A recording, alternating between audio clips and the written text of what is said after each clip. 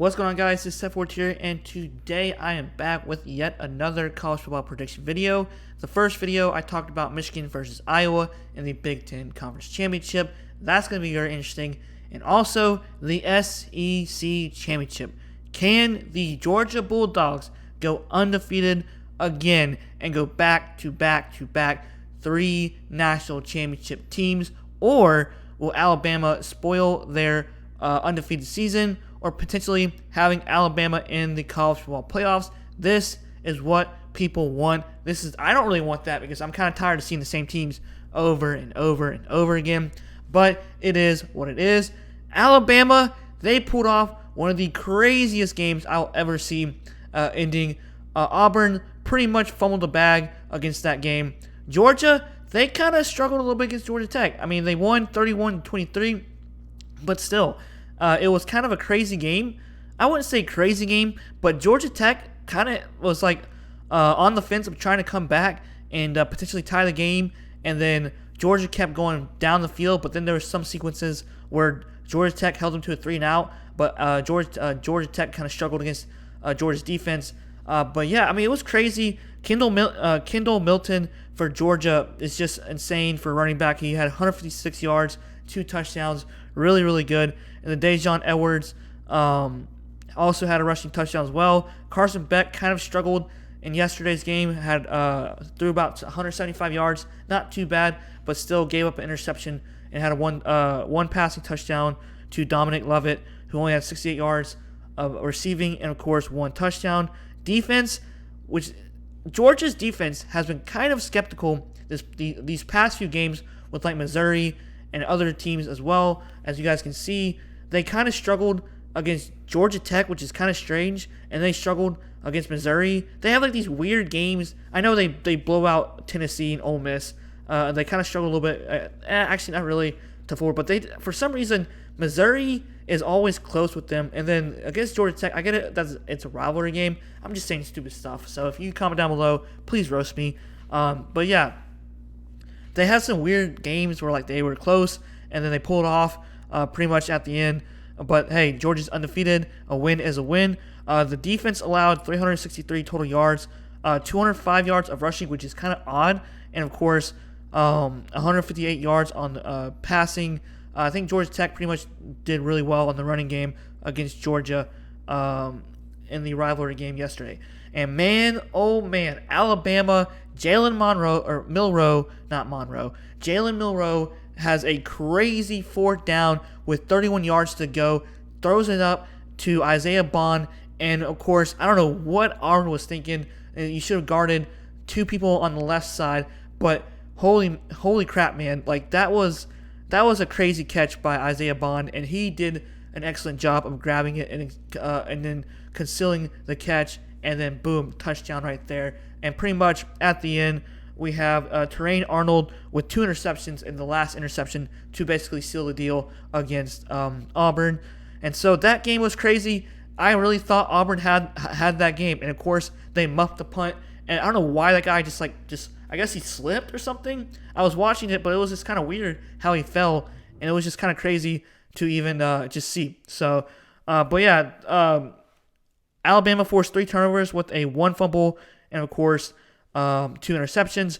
They allowed 244 rushing yards, which that's kind of unheard of if you're Alabama's defensive line, because Alabama's defensive line is really good in my opinion, and they're one of the best. They used to have one of the best defensive lines in the country almost every single year. Georgia, same way. They always have great defensive lines, but both teams allowed like over 200 rushing yards, which that is a little issue, especially because Georgia's pretty decent with running, and Alabama's also pretty good with running the ball as well.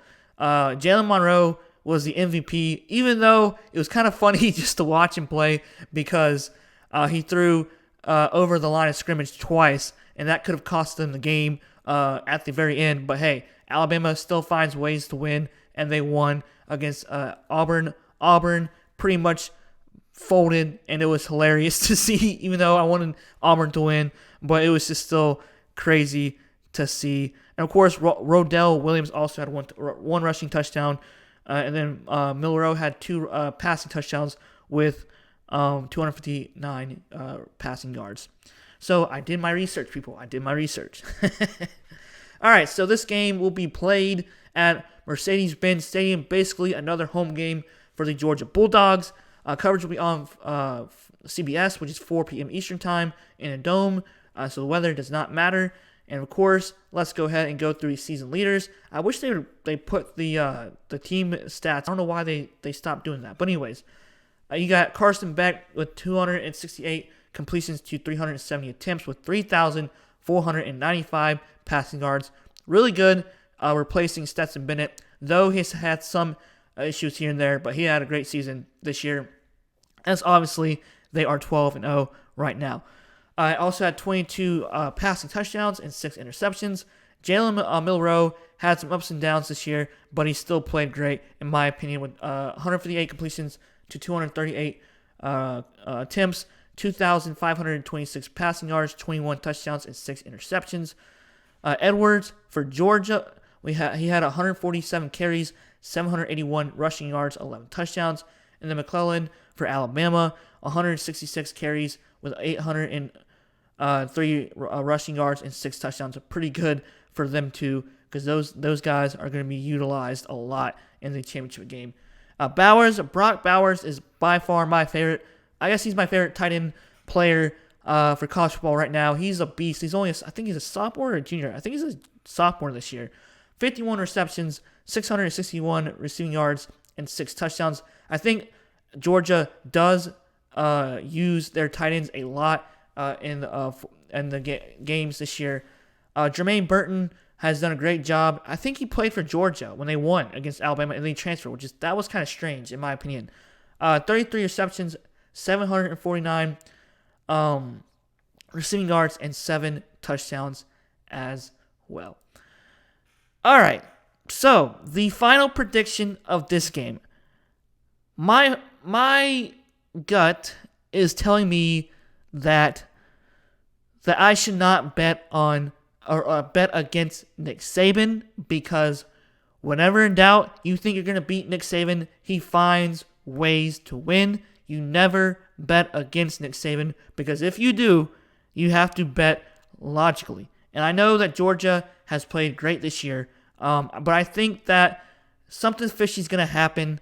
And yes, my SEC conspiracy theories will happen too, that Georgia will somehow lose to Alabama. Alabama gets in, Georgia, Alabama versus Washington, and then Michigan, and it feels like it's all over again. I have a sneaky feeling that Alabama is going to beat Georgia by -3 points, and it's going to be a close game. I think it's going to be like off of a field goal to pretty much clutch it, or Georgia could pretty much win, and I could be an idiot on the prediction video. So yeah, let me know what you guys think about this. If you're an Alabama fan, comment down below. How is your heart racing, or how's your heart feeling after last night's game? And Georgia as well. I know you guys were a little nervous against Georgia Tech as well.